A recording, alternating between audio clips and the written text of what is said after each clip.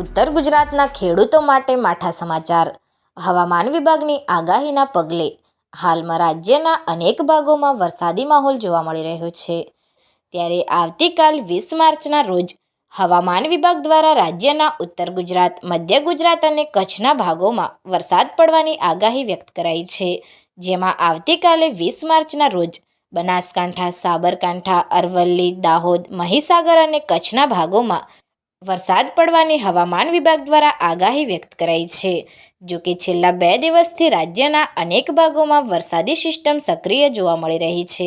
ત્યારે બનાસકાંઠાની વાત કરવામાં આવે તો બનાસકાંઠામાં મોટાભાગે જગતનો તાત ખેડૂત તમાકુ, રાજગરો, ઘઉં સહિત અન્ય ખેતી પાકોનું ઉત્પાદન લેવાની તૈયારી કરી રહ્યો છે। ત્યારે ખરા સમયે વરસાદે વરઘોડો કાઢતા હાલમાં ખેડૂતની મહેનત ઉપર પાણી ફરી રહ્યું હોય તેવો ઘાટ ઘડાયો છે।